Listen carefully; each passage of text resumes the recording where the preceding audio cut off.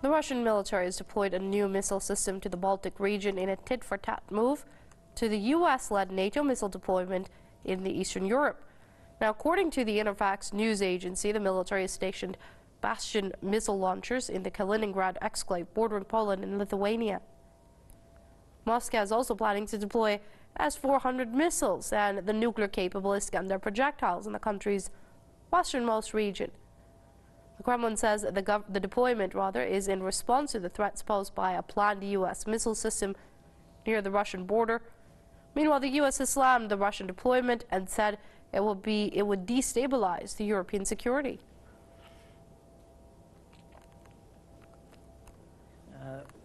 The deployment of Iskander and S-400 missiles to Kaliningrad is destabilizing to European security.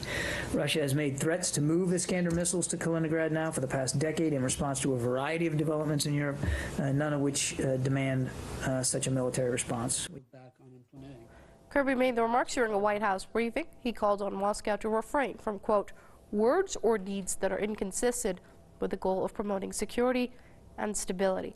This is while the Kremlin believes the U.S. and NATO military buildup near its borders is aimed at encircling Russia.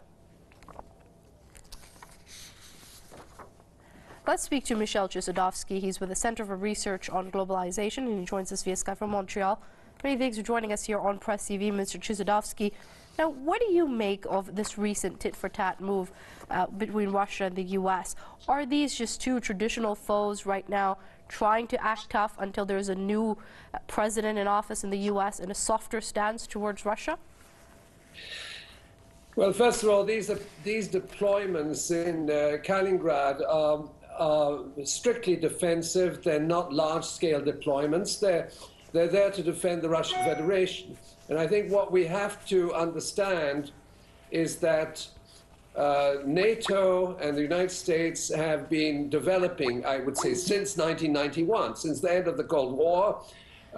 They have been developing an aggressive stance with the deployment of both strategic as well as conventional weapons right onto Russia's border. And now we saw this unfolding in several stages. The U.S. Congress debated what they call the Russian Aggression Prevention Act, which essentially gives the U.S. Congress the right to wage war on Russia. They're openly talking about waging war against Russia.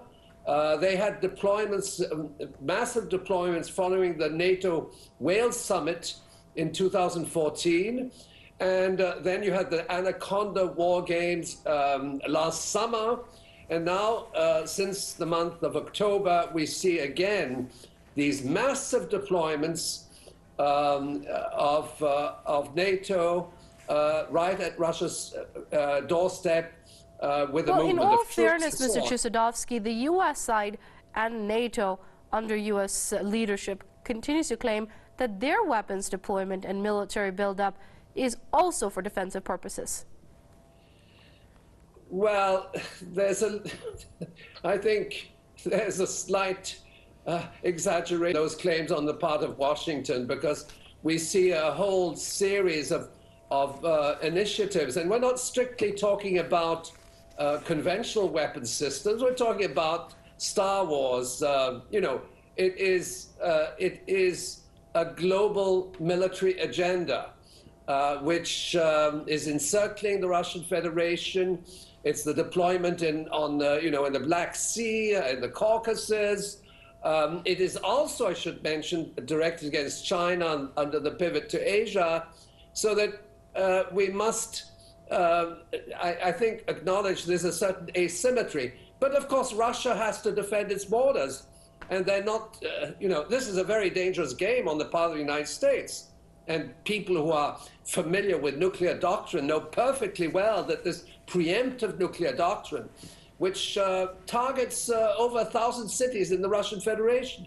So that is what we're dealing with. We're dealing with a very dangerous crossroads in our history, and with a narrative which is very, very, very dangerous. Now, Donald Trump has said he wants to restore U.S.-Russian relations, And the question is, will this US-NATO agenda be shifted down to a softer level, so to speak? Well, on that question, we're going to have to leave it there, unfortunately. That's Michel Chizadovsky.